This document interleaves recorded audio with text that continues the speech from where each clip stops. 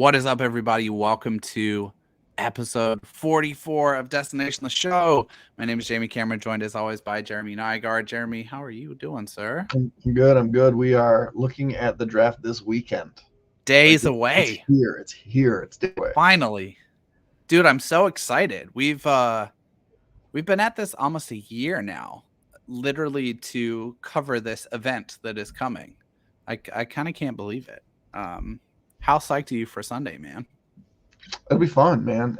The draft, like I've told you this many times. All drafts for me are fun, right? I will watch every draft, including the hockey draft 2 Fridays ago from the Sphere. You were texting me about the hockey draft. I was like, not feeling it at all. You know, the coolest thing about the hockey draft was they have like a trade alarm, a trade bell. Like the lamp that gets lit when you score the goal is cool. The lamp that gets lit when there's a trade. So the Wild trade cool. up. I like they that light a lot. the lamp. Yeah, it was killer. What would be the baseball equivalent if trades were allowed of the trade lamp? What would you do? I think you would have play Take Me Out to the Ballpark when a trade is made. No, I think you'd have an MLB mascot like slide down a slide, right? But like delivers the card. I think that'd be pretty sweet. Oh man, I like that. Make MLB draft picks tradable. Okay, dude, we're gonna get right into it because we have a lot to cover because we are going to do a final mock draft for you guys just days before the real thing. We're going to find out who are the Cubs taking at 14, who are the Brewers taking at 17, the Twins at 21, and so on and so forth. Before we get into that, we got to do some quick housekeeping. Just want to start with some words of appreciation for folks for checking out the show, for supporting us, for following us on Twitter. You can find us there at DTS_pod1.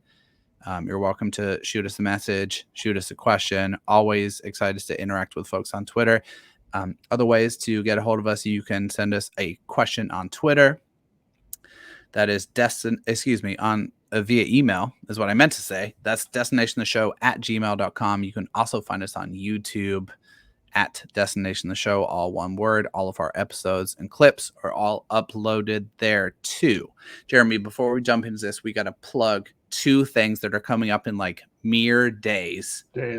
So the first is a Twitter space, which I know confuses you. Totally confused. But on Saturday night, so that's Saturday, July 13th, 8 p.m. Central, we're going to be hosting a Twitter space through the Twins Daily Twitter feed, specific to the Minnesota Twins, essentially draft eve cramming. And I know the technical aspect of that is confusing to you, but you will be there and you will be insulting me and providing your insights on what you think the Twins might do. Yeah, just as long as I just have to show up and talk. Yep. Yeah, perfect. That's all you got to do. And then also night 1 of the draft, which is Sunday, July 14th, we are going to be doing what, dude? We're going to be live streaming through the whole first day of the draft. The whole thing. Me and you on camera. We'll have Theo and other guests. Maybe we'll have to pop off to do some other things. Coverage for the website. But you can just join us as we watch the draft and talk about it like nerds tend to do. Double screen it. So here's what I want to encourage people to do. The draft coverage can get kind of boring, but we're going to work on creating some team-specific community around the draft, which is the whole reason that we started this show, because we want people to get excited about it. So get one screen with your preferred stream of choice. I think the draft is going to be on both ESPN and MLB Network. And then have us up on your phone or other screen, because we're going to give you team-specific spin for the Brewers, Cubs, and Twins on reactions to all the picks. We're going to have Cubs and Brewers specific guests popping on to give their thoughts on picks. We're going to react to all the surprises, all the twists and turns, and we're going to do that for like 5 to 6 hours. And I am going to need to drink some coffee. So, hey, I got a question. Yep. How would I be able to make fun of Harold Reynolds? Because he's the worst. He knows nothing. right? Dude, well, so I would encourage you to check out ESPN's coverage then, because I know for a fact that you like Kylie McDaniel's draft and prospect coverage. And Right. if their broadcast plan is the same, he will be the main analyst there. So Yeah, ESPN is a good yeah, option. and ESPN's fine, and when MLB brings their draft people on too, it's fine. When They Harold also Reynolds, have Carlos on, who's been on our Carlos show is multiple great. times. Carlos So is great. Harold Reynolds is the worst draft analyst in the history of draft analysts. Like, put me into a position to talk about something that I haven't watched any of. yeah. Right. I mean, I guess he was at the combine, but he was bad there. So turn on whatever Harold Reynolds is on, and then after you can't stand listening to him anymore, then turn us on, There you go. and we'll give you some actual like facts about the players. Yep. There you go. So Saturday the 13th, Twitter space. Look out for the graphics and the reminders and the all that good stuff on Twitter, on social media. Sunday the 14th, all evening long. You can listen to us drivel on about prospects and be excited about the draft. But for all you folks who are getting excited about the draft, we are going to do a final mock. We have done a bunch of these at the sites. We've each done written versions. We've done a like pick by alternating picks mock. You did a 10-round mock. We have really covered our bases, pun intended. But we want to do one final mock draft a few days before the real thing, just to whet people's appetites. So here's how it's going to work. We're going to go picks 1 through 39. And we'll switch it up from last time. This time you will have odds and I'll have evens, because I started out last time. So you're going to get the number 1 pick. You're going to give your pick, the organization they're going to, and then just a little bit of rationale about why did you make that choice? Why is that a logical fit? Why is that a logical selection? And this is going to be kind of a combo, right? We might fold in some steam that we've heard between teams and players here. We're going to work on aligning guys with a fit based on what we know about various organizations, but most of all, just a way for people to get excited about Sunday. So are you ready to jump in, my friend? Oh, I'm always ready. Okay. Number 1 pick in the 2024 MLB Draft is the Cleveland Guardians with their massive record-setting $18 million plus bonus pool. Jeremy, who are the Cleveland Guardians taking at number 1 and why? So I have been Charlie Condon the whole time. Okay. I think I'm comfortable moving off of that. Okay. Not because I think Condon is not the best prospect. I think Condon will be the highest rated prospect when everybody releases their rankings. But I'm going to stick with the guy that I mocked to the Guardians in my final mock just earlier this week, and that's Travis Bazzana. And I know there's a lot of Weather Holt talk, and it's going to come down to money. But for me right now, it comes down to who I think the better prospect is, and that's Travis Bazzana, with the caveat that the Guardians are going to try to cut a deal. Which I think that is very intelligent of them. And so I'm gonna go Bazzana over Weatherholt. Also understand that if I was making this pick, it would be Condon or maybe Chase Burns. It wouldn't be the middle infielders.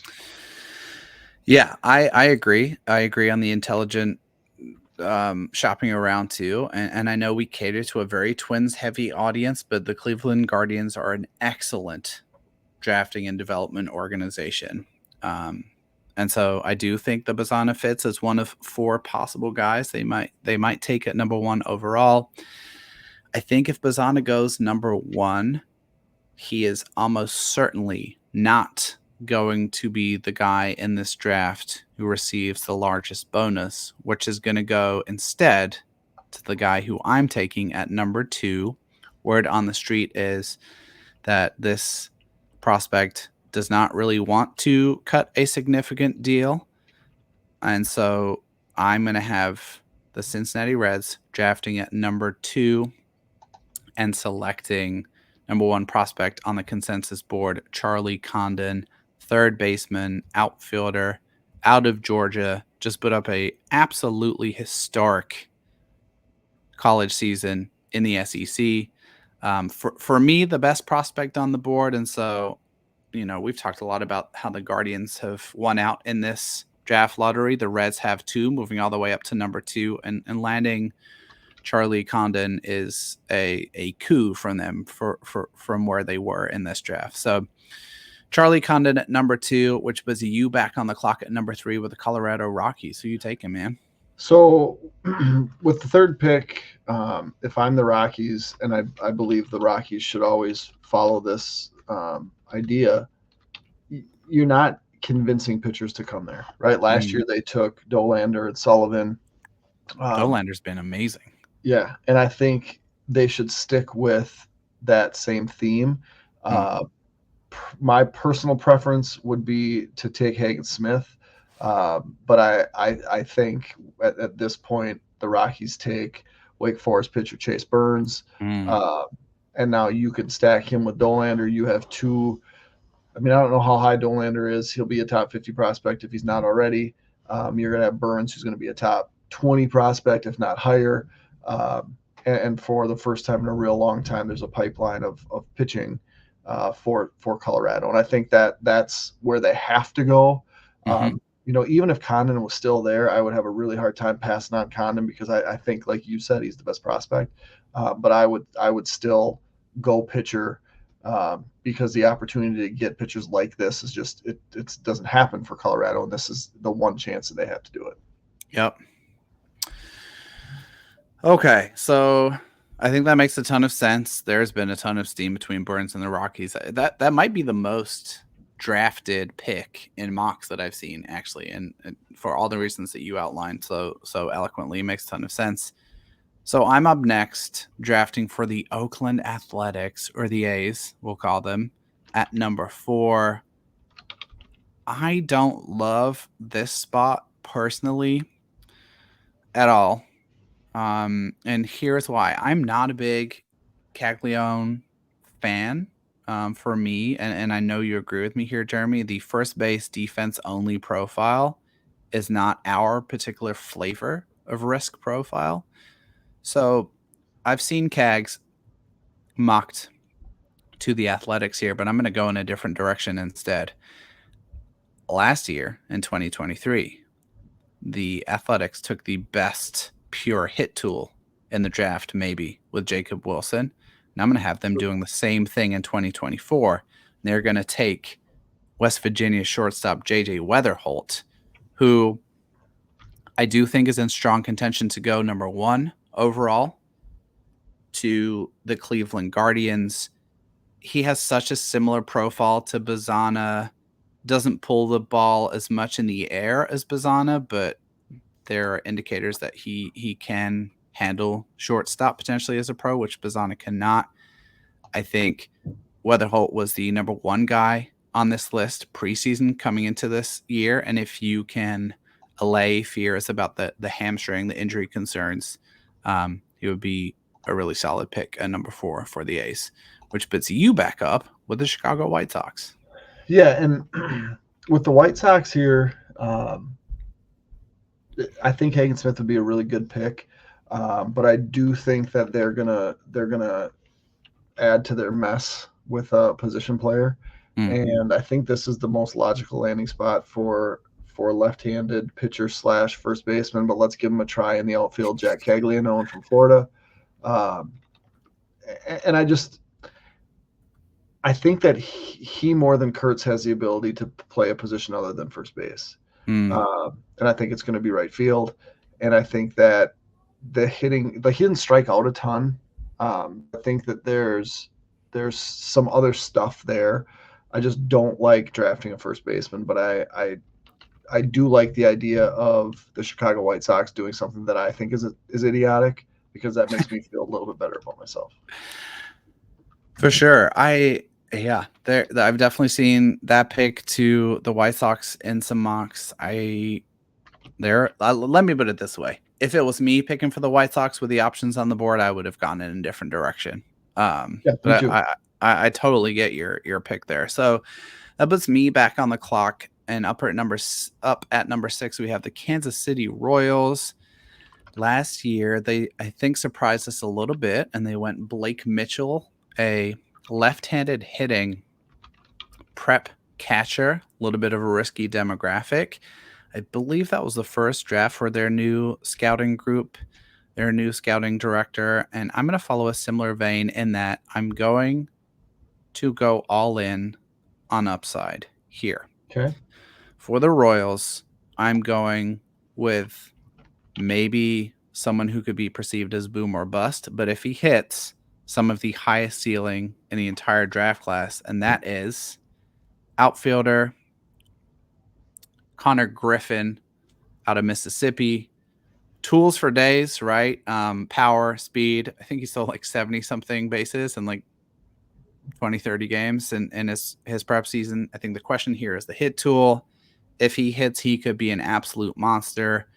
The Kansas City minor league system, despite their excellent performance of the big league team this year, is really nowhere to be found. Mitchell's actually played quite well this year, kind of vindicating that pick a little bit, but they are bereft of talent and high ceiling talent. So Connor Griffin, who's currently ranked 9th on the consensus board, will be the pick for the Royals at 6, which puts you up at 7, picking for the St. Louis Cardinals. Yeah, before I do that, can I just say that if the Royals take Connor Griffin, that I'm going to make the Bubba Starling comparison every single time. Sure. Bubba Starling was an excellent athlete, didn't have a great hit tool, was committed to play quarterback at Nebraska, stuck with baseball, never hit.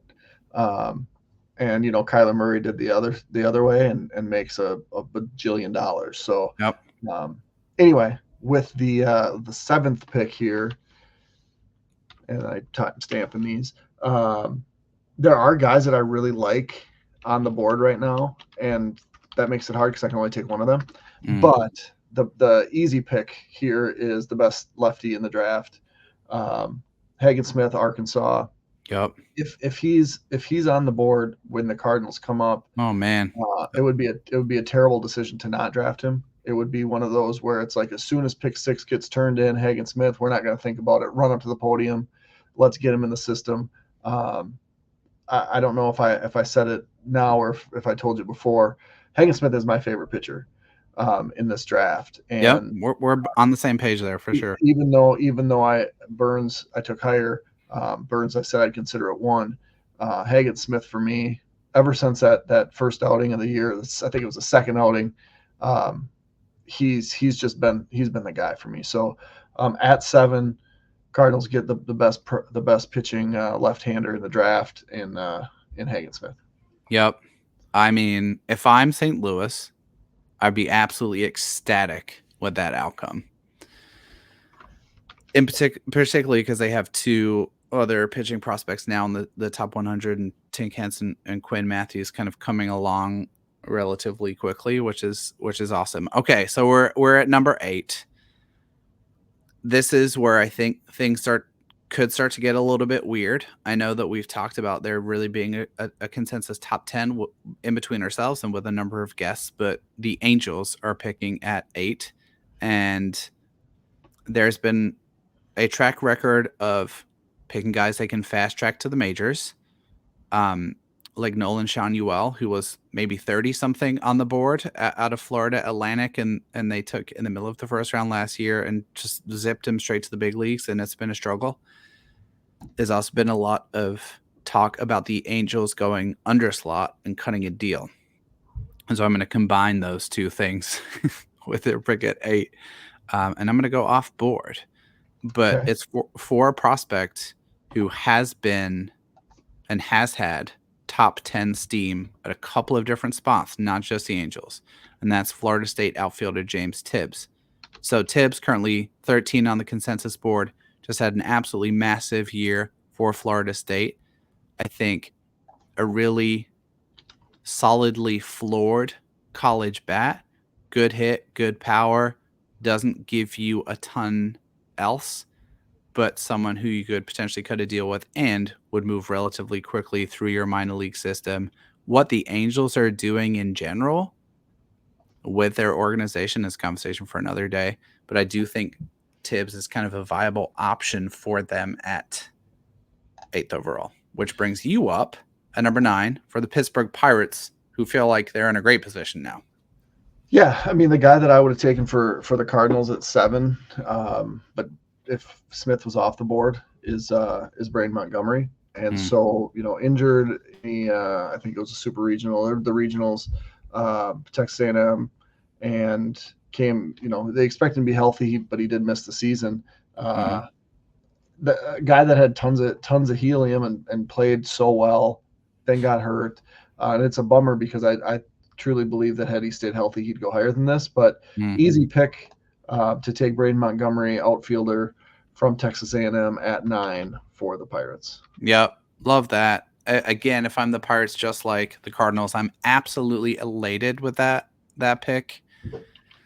Pirates starting to have some nice pieces in their major league rotation with Skeens and Jones and other guys. And so getting a bat who could move relatively quickly feels like a big win for them. That puts me up on the board at number 10 with the Washington Nationals. They have typically leaned into projectable and athletic profiles, and I'm going to do that here for them also. It's going to be a prep bat for the Nationals, and that is Harvard Westlake shortstop Bryce Rayner, 6'3", 195. Really one of the 2 premier prep prospects in this class.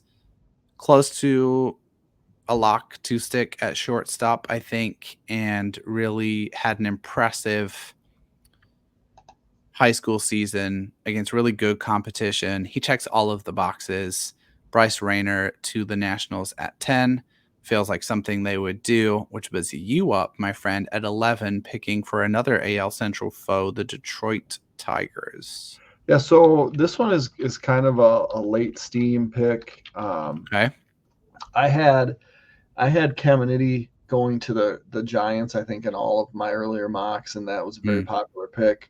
But as of recently, he's kind of floated up even further, which surprises me because that's typically not what we see from high school pitchers when the draft starts. So anyway, I'm gonna go with that late steam, and I'm gonna go left-handed prep pitching prospect Cam Caminiti from Arizona to the Detroit Tigers at 11.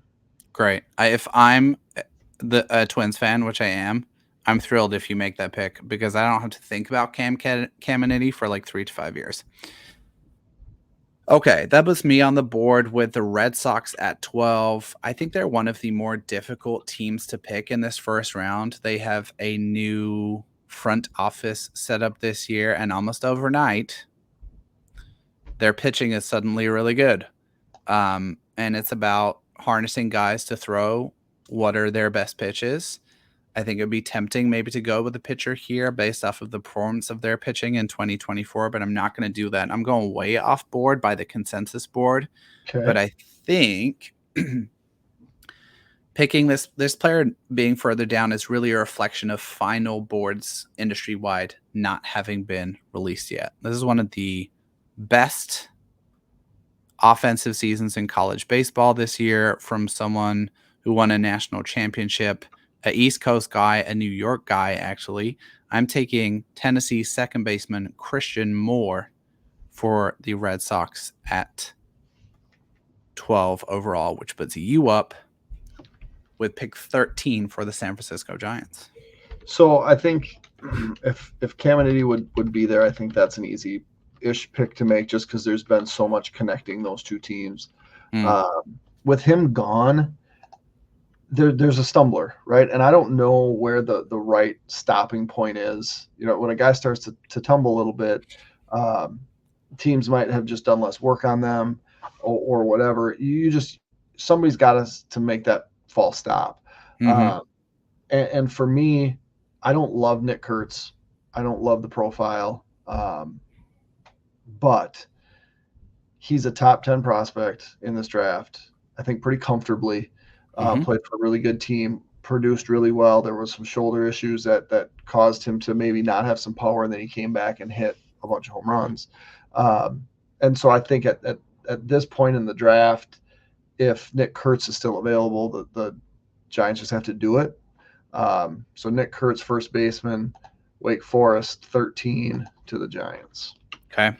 I dig it. And for what it's worth, I mean, I feel pretty great about getting Nick Kurtz at 13th here if I'm San Francisco. And I know we don't like this demographic, but and we had this debate with Carlos when he was on about who are you taking, Kags or Kurtz, and do you want the chase? Or I like a lot of Kurtz's peripheral skills. He has a really good approach. The defense is really strong. He's going to need to mash, but I'm pretty confident that he will. Okay, so I'm up at number 14 for the Cubs here, and there is an intrigue. We're going to pause a little bit more deliberately with the Cubs, the Brewers, and the Twins and just dig into those picks some. There's an interesting cluster of guys that I think you would have to consider if you're the Cubs, and I'll walk through a couple of them before I tell you just how far off board I'm going for their actual pick. If I'm the Cubs, I'm definitely thinking about Trey Savage. He's the 11th ranked player on the board. The Cubs have a recent track record of taking power arms. They took Cade Horton. They took Jackson Wiggins in consecutive drafts. I think he makes a ton of sense there. I think you'd have to look at Seaver King just in terms of upside and tools. He's an extremely exciting player. You probably have to look at Cam Smith, third baseman from Florida State. He's sitting at 14. I'm actually going to go with a steam and a connection pick here, which is, again, off board for us. But I also want to lean into this in this mock, Jeremy, because you will be the first person to remind me the only thing we should expect on draft night is absolute chaos. Yeah. Chaos. And these consensus rankings are helpful for helping us eliminate some of the noise, but it doesn't really matter. The teams have their internal models. They have their guys. They know what the signability is. So I'm going to connect the Cubs with a prospect that they've been actually explicitly linked with by a number of folks, and that is Kentucky outfielder Ryan Waldschmidt, who is currently 27th on the consensus board, kind of a data metric darling from the college season, missed some of his last season with an ACL injury, but just a really consistent performer, good defense, good speed. He's just like really, really solid, good at everything. He should be a relatively fast mover. And it's a potentially above average hit power combination. I really like Waldschmidt's profile for any of the teams that we cover, 14, 17, 21, whoever you want to take. And I think it is more likely than not that he is going in the middle of the first round as opposed to somewhere in the 20s at this point. So Waldschmidt to the Cubs at 14. That puts you on the board with the Mariners at 15. So Mariners here at 15, I felt like I would go prep because I think they've had success in that demographic. The problem is that I didn't think Trey Savage would be here. And so to me, that's again, where if a team makes sense as a landing spot to stop a fall, I don't overthink it. Just like I don't think teams should overthink it if put in that position. Trey Savage at 15 would be great value, and that's where I would go right-hander from East Carolina to the Mariners at pick 15. I like that pick a ton, Jeremy. And another thing about the Mariners, which I think is noteworthy, is they have this incredible major league rotation, right? They've got Gilbert and Wu and all the dudes. Their farm system is now close to exclusively bats. All of their pitching prospects are now pitchers in their major league rotation. And so I know we don't draft for need, but it does line up nicely, I think, with the fact that the Mariners need a little bit of a spike in pitching depth in their minor league system. Okay, that puts me on the board at 16 for the Miami Marlins. All of the steam for the Marlins has been college hitter, college hitter, college hitter. I've got favorites here, and I'm going to lean into the geographical connection. I can't not. I think it's good value too. And my pick for the Marlins is going to be Cam Smith. Third baseman for Florida State, had a tremendous season, one of the most improved hitters in college baseball. I think that the Marlins just need to start stacking talent, and there are some warts on the profiles of all of these guys, but I think they're less obvious warts with someone like Cam Smith and someone like Seaver King. So I'm going to take Cam Smith, third baseman from Florida State for the Marlins at 16 overall, which puts you up at pick 17 for another team that we cover, the Milwaukee Brewers. Yeah, so in just thinking about how the Brewers operate here, I think Cameron Smith would have made a ton of sense for the Brewers. And I would guess that he Sorry. Well, no. And had you not taken Cam Smith, I would have taken Cam Smith. Mm-hmm. This is how the draft goes, right? And so I think there might be some interest in a guy like Brody Brecht based on what they've done in the past. It sounds like there's been some interest in some prep pitchers. We've taken one of those, and like I mentioned last week, once the tumble starts, who knows where those prep guys stop. And I think with the Brewers' next pick, that's where maybe a tumble will stop. And so that kind of leaves the college hitting demographic, which is what the Brewers did last year, did it well with Brock Wilken, and then backed that up with a bunch of other dudes. And that leaves me choosing between Seaver King, who I think we would be relatively surprised to see still on the board at this point. But his stock kind of went up and now has kind of plateaued. But the guy that I think makes the most sense from a Brewers drafting perspective, and it pains me to do this because it's a guy that I wanted to take for the Twins at 21, is Carson Bench. Yeah. So outfielder, Oklahoma State. He's maybe a center fielder, maybe a corner outfielder, but a good hit tool. He's a guy that I'm higher on now than I was a month ago, and I would like to see him drop to 21. But it makes all sorts of sense for the Brewers to go that way at 17. So they'll get their hitter now, and then when they come back on the board later, they can look for that prep pitcher. So this next pick is the Rays, and the Rays are always intriguing to me because of how they do things. So I'm glad you're making this pick. This is brutal. Like for almost every team that we've covered so far, I've been, because we're doing this live, right? We're looking at a board and we're looking at the picks and we're kind of juggling a bunch of things. And I'm trying to get the next pick lined up in my brain. I don't know. The Rays are not predictable. They don't draft in a predictable way. They don't pull from a particular demographic more than others, at least based on the surface level patterns I can see. But I'm going to go value here. I think the value in this section of the board is in college bats in general. And there's one that offers the most upside for me is Seaver King. He's the highest on the board. He's 12th overall. I think he can fill a number of roles, right? Possibly a shortstop, possibly second base, somewhere in the dirt, possibly outfield.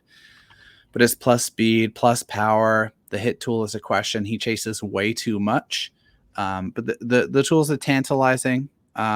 Seaver King is going to be my pick at 18 for the Tampa Bay Rays, which puts you up on the board at 19 for the New York Mets.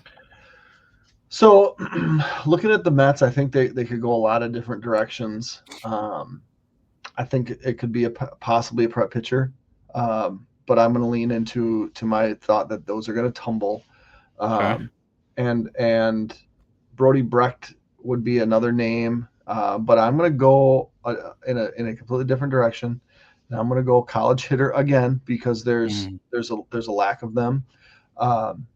And this one certainly has its warts, but like they did drafting Pete Crow Armstrong a few years ago before trading him to Cubs. I think I know where you're going. I see them kind of doubling down and drafting a guy that loved the lights of Omaha, and hopefully he loves the bright lights of New York. And it's Vance Honeycutt, outfielder, North Carolina, who will be a ready-made defensive center fielder. Has all sorts of power. Just really has these questions about his ability to hit strikes, which is a huge question. But he's a first-round talent, and the Mets like big name guys, and he just makes sense for me. So Vance Honeycutt, 19, that puts you on the board, 20 in Toronto. Dude, so I'm glad you took Honeycutt because we're approaching the Twins pick, and it's not, I don't see him as like a really viable option for the Twins at 21. We'll get there in a second, but there's a number of guys in this draft who I'm kind of hoping other teams will take, so that the teams that we cover don't have to think about taking them. And Vance Honeycutt is one of those. I know he has plenty of fans, and there's a bunch of folks on Twins Twitter that are hoping for him. Okay, the Blue Jays are at 20. I'm going to take a steam pick here. At some point towards the end of this first round into Campe, there's going to be a run of catchers. And I'm going to take the first one off the board right now. I'm going to take my favorite one off the board right now. At 20, the Toronto Blue Jays are going to select Sam Houston State catcher Walker Yannick. For me, he's the best catcher in the class. He is currently, where are we? 25th on the consensus board. 6 foot, 190, right-handed hitter, best defensive catcher in this class for sure. Chance for solid average hit and power tools, and that if you have a above average defensive catcher combined with an average hit and power tool, that is a easy 10-year major league career. So Yannick might not be the sexiest pick, but he's the one of the catchers that I can get the most on board with as a late first round guy for me. And that puts you on the board for our Minnesota Twins at 21. Yeah. Okay. So let me talk through this a little bit because I don't know who I'm taking right now. Carson Bench would be a guy that I would certainly take if he was available. For sure. Cameron Smith would be another guy I would really consider. Seaver King, who went off the board in our mock 3 picks ago, I would take him too. Christian Moore was a name that I mentioned during the College World Series prior to him going absolutely nuts. Waldschmidt, you took in your 10 round mock, right? And Waldschmidt, I took in my 10 round. So a lot of those would maybe be my top 5 targets, and they're all gone. And so then it's like, okay, let's look at the next thing. Like I mentioned, there's not a ton of college hitters. Do you like any of the catchers? Because there's been a ton of. The only reason I'm asking, dude, is there's been a ton of steam for the Twins liking Loma Vida, and I don't get it at all. Yeah, and he would be my least favorite of the catchers. Agreed. Same. 100%. And so the other thing is when I did my first mock, I had 3 catchers going in the first round. You did one the next week. You had no catchers going in the first round. Yeah. Right? Now, if the Twins don't absolutely love one of these catchers at 21, pop them at 33, right? Because I think that's kind of the range. So, and it just so happens that the next 2 out of the 3 next college ranked hitters on the consensus board are those catchers. Okay. With the third one being Tommy White, who's fun, but not necessarily on my favorite team. Okay. So now we've kind of eliminated the demographic that they're most likely to draft from, which is problematic, right? Well, so let me ask you another question before, as you're thinking through this, right? Because I think this might be representative of what the board, or a decent representation of what the board looks like, right? And as you've mentioned, I think a lot of guys that might naturally fall into Twins targets might be off here. So here's my question for you, and maybe you're getting here, and apologies if I cut across you. There's a cluster of prep. They're all listed as shortstops. Right. Between 30 and 40. There's like 5 guys now, right? So you've got Gillen, Sanford, Carter Johnson, Tyson Lewis, Kellen Lindsay. Are you considering any of them at 21, slightly under slot, to get weird with your bonus pool? Or maybe they just cost what 21 is, which is like about $4 million. I'm curious what your read is on if that group is under consideration. Well, I think it has to be, right? I mean, there's really no other. If you want a hitter, that's where you got to go. And so that's kind of where, like, Slade Caldwell is a name that I would be interested in here, but I think there's some steam that he might be available, but not necessarily available, right? And so then it becomes like, how do you want to reach further down? We've both talked about how we're fans of Kyle DeBarge, and that's a name that's been connected to them. But for someone that's on the consensus board. I think he's 59. 60s. Yeah, there you go. That seems a little early, and so then we almost have to go to that prep hitting demographic, Okay. right?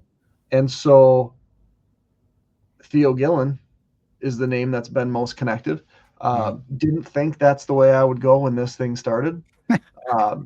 But at this point in time, I think that's the most likely scenario given the options, right? Mm-hmm. So with the 21st pick, where no, I just lost him on my list. Westlake High School in Texas, 6'3", 200-pound infielder, Theo Gillen to the Twins. Gillen is currently 28th on the board, and if you get him into the Twins organization, you are taking the bat. I think a lot of evaluators would now have him as the third best prep bat in this class behind Rayner and Griffin. I think very likely to move off of shortstop as a pro, possibly second base, maybe even some center field been talked about for Gillen, but a prep prospect I do like a ton. I think that's a good addition to an extremely strong Minnesota Twins farm system. That was me on the board. The Baltimore Orioles at 22. Okay. So if I'm the Orioles, look, man, I mean, I'm spoiled. I have a farm system that's absolutely loaded. It's absolutely loaded with hitters in the upper minors. It is not so much loaded with pitchers, although congrats to Cade Povich, who recently made his Major League debut with the Orioles. I'm going to rely on my board here for lack of explicit knowledge of what the Orioles are considering or might do. And I'm going to take a prep arm. Ooh. Yep, I'm going to take a prep arm. I'm going to swing for the fences. The Orioles have been a drafting and development machine, prior to the draft lottery when they had a top 3 pick every single year. And I'm going to take a left-handed prep pitcher, Cash Mayfield out of Elk City High School, Oklahoma. Best delivery in the draft. 6'4", 200 pounds. Definitely some projection there. Stuff trending and ticking up significantly. Cash Mayfield to the Orioles at 22, which puts you up for the LA Dodgers at 23. So it was going to be Mayfield. Stop. Yeah, for 100%. It was going to be Mayfield. I'm sniping you today, man. That's how this happens. And so I think they'd have to pivot, right? And I, as much as I would think prep might be the way they go. Brody Breck's still on the board. Man, just seems like a nightmare type pick. So it's going to be Iowa pitcher, University of Iowa pitcher Brody Brecht to the Dodgers at 23, and that puts you on the clock for the Braves at 24. So that's really interesting that you had Mayfield lined up, because I was under the impression that the Dodgers were planning on picking Thomas White last year before getting sniped by the Marlins, who took him either 1 or 2 picks ahead. And then they pivoted and took Kendall George, I want to say, was the prep outfielder they ended up with. But yeah, Dodgers will often focus on incredible athletes and worry about all the baseball stuff later, and that seems to work out quite well. Okay, so I'm up picking for the Braves at 24. I'm going to stay in the prep demo here. It's a little bit of a sweet spot in this section of the board, and I'm going to take another prep pitcher, and that is going to be Illinois righty Ryan Sloan. Fastball has been up to 100. The Braves have leaned into pitching heavily in their early picks in recent drafts, and Sloan is going to continue that trend. So he's off to the Braves at number 24, which puts you up for the San Diego Padres at 25. And I'm not going to deviate from that demo at all. And I'm going to go William Schmidt, who is a prep pitcher, prep righty from Louisiana. And I think this is the reality. This is the run on prep guys. The guys that don't go in this run, and we're not going to know who they are because we don't know their bonus demands. Yep. But when we get to pick 22, 23, it's going to be that. It's going to be a run on these dudes. So I stuck with it for William Schmidt, 25 Padres, which puts you up for the Yankees with pick 26. Yankees pick 26. See, okay, so now let's just zoom out and talk real quick about this area of the board before we keep going, because I'm making good time here. I don't like this crop if this is where I'm picking. If I'm the Yankees at 26, what I got, like Malcolm Moore is on the board, Slade Caldwell. I don't know that he necessarily fits what the Yankees like to do. Caleb Lomavita is not a profile that I'm in love with. The Yankees are also a development machine and do well across the board with theirs. And so I think there's two guys I'm potentially considering there. One is LSU slugger Tommy White, I think makes quite a bit of sense. And the other might be Mississippi State outfielder Dakota Jordan, both big power and some significant warts in the profile. For Jordan, that's swing and miss. For White, that's chase. I'm going to go Tommy White, who will be drafted as a third baseman, but is likely going to end up as a first baseman out of LSU to the Yankees at 26, which puts you on the board for the Phillies at 27. So I don't have a great feel for this. I know that when we've talked previously, I've said I think that the Phillies go prep pitcher. I don't have a great feeling on any of these prep guys. I feel like it's a little bit too early. But there is another pitcher here that makes sense to me, a college guy, and you're gonna have to help me with his name because I don't know how to say it because it looks like there's too many consonants together. Gerangelo Cinche. That's close enough. Who throws with both of his hands at the same time. Nope. He actually alternates, but natural lefty, better from the right. Profiles as a starter, formerly drafted by the Brewers. And so he is my pick for Mississippi State to the Phillies at pick 27, which puts you on the clock for the Astros at 28. Okay, Astros, interesting organization. I'm thinking back to last year. They picked in this range and they took Bryce Matthews, who, like, if he was a football recruit, he's the kind of guy they would call like athlete. You know how they like don't have a position. It's just like athlete. They draft a lot of athletic traits too. And so I'm going to take Dakota Jordan for the Astros at 28. Outfielder, former two-sport guy, football and baseball. Prodigious power, maybe the best bat speed in the entire class. Some swing and miss concerns. A significant amount of strikeouts. It would be foolish not to highlight the fact that the Astros have also been a development machine in the past 15 years or so. So Dakota Jordan, really significant upside if they can help him rein in some of the contact challenges or woes there. I think he makes sense for them at 28. That puts you on the board at 29 for the Diamondbacks. Yeah, so the Diamondbacks, 29, 31, 35. So I get to make 3 picks here out of, 6? It could really go in any... You own this portion of the draft, dude. It could really go in any direction, right? So what I foresee them doing is I think a catcher would probably make sense with one of the 3 picks. Okay. There's 2 just staring me in the face. And I don't really – I like Moore better. But I'm going to take my chances that he would be there at 31, and I'm going to go to the prep demographic. And the best prep that I have, the one that I think makes the most sense is Wyatt Sanford, prep shortstop from Texas. So I'm going to go there with pick 29, and that's going to put you on the board for the Rangers at 30.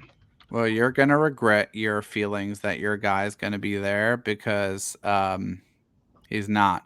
The range the Rangers have been all over. There's been catcher steam all over for the Rangers, and so I am going to go both with that demographic and with value here and take the guy who's ranked 22nd overall on the board. That is Stanford catcher Malcolm Moore. Certainly some work to do behind the plate there. The underlying, he did not have spectacular numbers in 2024, but the underlying metrics are really strong. Batted ball data is really strong. Texas Rangers get a value pick there based on the consensus board ranking, taking Malcolm Moore, Stanford catcher, at 30th overall. Sorry to snipe you, but you are now back with the Diamondbacks at 31, who are picking for Corbin Carroll's Rookie of the Year PPI pick here. Yeah, so after getting Sanford at 29, and I told you, and teams wouldn't really do this. I told you which catcher I preferred, that I was going to take a catcher, and so Caleb Lamavita is still there, and I'll take him at 31. Okay. Because now I have to wait a couple picks, and there'll be 3 more guys drafted, so I can kind of get the guy that falls. But I knew I was going to get a catcher, wanted to get Sanford, so I'll back up a Sanford pick with Caleb Lamavita, which now puts you on the clock with the Orioles, who you selected Cash Mayfield at 22, and now it's 32. Yep. Okay, Orioles, I'm going back to the prep ranks for the Orioles, and I'm excited about this. We are going to take one of the pop-up five. I'm going to call them the pop-up five prep shortstops / infielders who have kind of steadily moved up boards this spring. And the Orioles are going to take the best athlete of the bunch and the guy who also gets Trey Turner comps, and that is Hardy High School shortstop Kellen Lindsay out of Florida. Replenishing the bottom of the Orioles farm system, had a really good combine, currently ranked 39th overall on the consensus board. I think this is exactly around the range where we're going to see a run on these prep bats and some prep arms that might be a little bit further down the board, that are going to command the type of bonuses that we see in this range between like 30 and 40th overall picks. But sorry, I did not call your pick back out. That was you back on the board, my friend. And you are up at 33 with the Minnesota Twins. They have this pick because they offered Sonny Gray the qualifying offer. He rejected it, then signed a deal north of whatever the cutoff number is, $75 million, with the St. Louis Cardinals. So the Twins are picking at 33, and I'm very interested to hear you talk through what you're thinking. So after taking Gillen at 21, I thought I would go college hitter demographic. Okay. Gillen probably won't come with the savings that a college hitter potentially could. You're buying him out of a commitment, but I don't think that changes my plan here at 33 to take a prep pitcher. Ooh. And Braylon Doughty is the top prep pitcher, but the guy that I really like out of this group is a lefty from Mount Lebanon High School in Pennsylvania. Mm-hmm. His name is David Shields, and I'm going to go David Shields at 33 to the Twins. Went off the board a little bit. He was in the 50s, but I like that. I like that profile, and I'm gonna add that prep pitcher to the stable, the lefty. And that, dude, I love that. I love that you love that. I do love that pick because I think it makes a lot of sense, right? Because we focused a lot in our prep pitching conversations. We focused a lot on what are guys' positions on the board, and what you did instead was say the Twins are good at adding velocity. They prioritize strike throwers, and Shields fits both of those, and is lefty, and is 17, one of the youngest prospects in the entire draft class. That checks a lot of boxes, I think. So I think that's a great shout by you. And that's my hope. And that means that Braylon Dowdy, who's been really connected to the Twins, for what that's worth, has not been drafted, but is about to be. Well, you're going to make the pick for the Brewers. I took at 17 Carson Bench, who I would have loved for the Twins. Yep. Now you're on the clock with pick 34, Milwaukee Brewers. Yep. I love the bench pick for the Brewers, and I love the position that they're in now, right? Because they can go a couple of different ways. There's still a couple of guys left in this prep infield cluster. You've got Carter Johnson and Tyson Lewis, if those profiles interest you. You also have a ton of prep arms, a lot of whom we talked about last week. You've got Joey Oki. You've got further down the board, Dasan Hill, Bryce Message, Chris Lavonis, a ton of guys. I am going to lean into that. I also want to make sure we recognize something that the Brewers tend to like, which is guys that have an affinity for spin. So I know he's been linked to the Twins significantly, but Braylon Dowdy makes a ton of sense to me for the Brewers at 34. 6'2", 195 out of Chaparral High School in California. Fastball has been as high as 97. Rips off a breaking ball with over 3,000 RPMs. That's really nice. The Brewers are one of the smartest organizations in baseball and one of the best organizations at pitching development in baseball. I think that makes a ton of sense. And if the Brewers came away from the beginning of day one with Carson Bench and Braylon Dowdy, I think you would have to feel pretty good about that. And that puts you on the board again for the Arizona Diamondbacks at 35. So I making 3 selections. There's no way that me as Jeremy would leave without taking a prep pitcher, right? I mean, I couldn't do it. So you also got to spend a lot of money if you're the Diamondbacks, you know? Yeah. Well, Sanford, I don't think is going to go way over slot. Mm-hmm. Taking the third catcher at 31, I would assume that he's going to be a slot type guy. Mm-hmm. And one of my favorite preps in this draft from Ankeny, Iowa, Joey Oki. There you go. I would add him to the stable at 35, which means I think I queued you up real nicely for Cleveland's pick here at 36.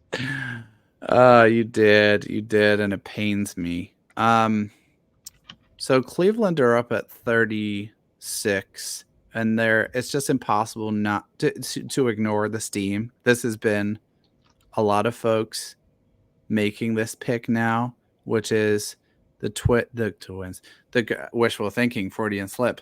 The Guardians buying down prep outfielder Slade Caldwell to the 36th overall pick out of Valley View High School in Arkansas, plus speed, center field profile, excellent hitter, some decent pull side power to go with that Travis Bazzana selection.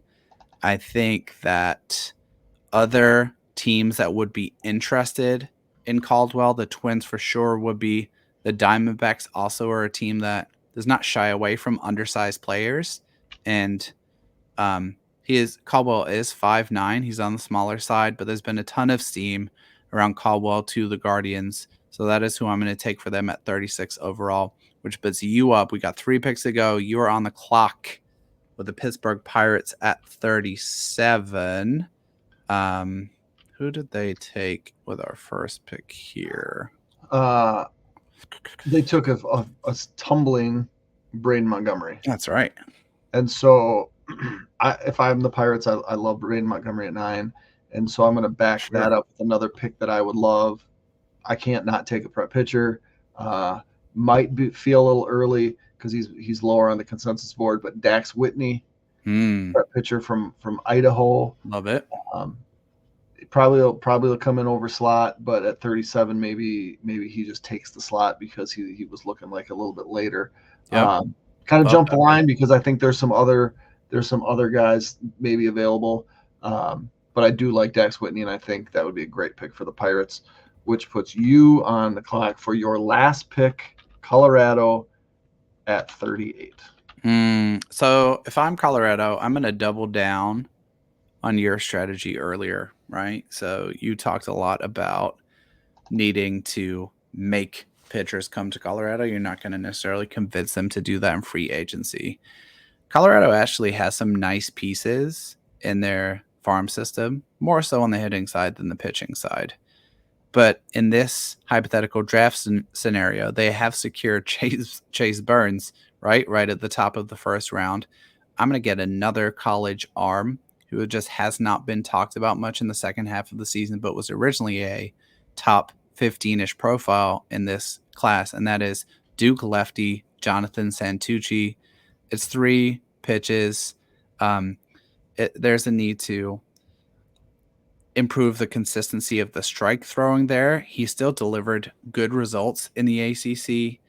And if you add that to Burns and Chase Dolander and some others, you have the makings of something very exciting, I think, in the Rockies rotation. So I'm taking Duke lefty, Jonathan Santucci, who is currently 36th on the board, to the Rockies at 38, which puts you on the clock for the last pick of our final mock draft, Jeremy, which is the Kansas City Royals at 39. Who you got?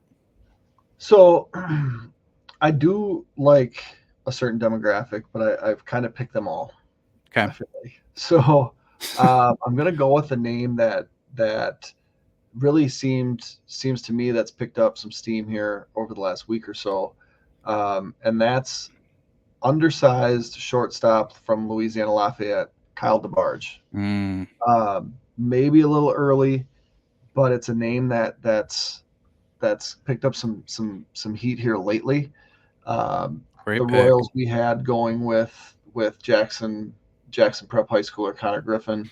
And so just adding athletes, adding baseball players, adding hitters, and DeBarge, I'm almost positive I had him in the 10-round mock that I did, a little bit later to the Twins, but he's been climbing the board, and I think would be a real good pick for the Royals at 39. Love it. All right, we're going to call it a day there, because we have so much content on the way in the next couple of days. Do want to finish with a few reminders, right? So ways that you can support the show. You can find us on Twitter at DTS_pod1. You can email us with questions, comments, feedback about the show. That's destinationtheshow@gmail.com. You can find us on YouTube at Destination the Show. Things coming up for us in the next couple of days. Saturday, July 13th, 8 p.m. Central Time, Twins specific Twitter space to get you guys ready and do some cramming. That's going to be at 8 p.m. Central Time. Look out for that on social media. They have an option, I think, with spaces where you can just kind of click on it and it'll automatically send a push notification reminder when we're about to kickstart that. And then Sunday, July 14th, the big one, day one of the 2024 MLB Draft. We will be live streaming through the entire thing. If you're a Brewers fan, if you're a Cubs fan, if you're a Twins fan, if you're a reader of Twins Daily, Brewer Fanatic, or Northside Baseball, we would love to have you come check out the show. Come join us. Come chat. Give your reaction to the picks. We'll give you ours. We'll have some great guests on to cover all of those teams. It is going to be a blast. Really, really excited for it. So until then, thank you guys so much for your support and for checking out the show. We will catch you next on draft night. Until then, see you.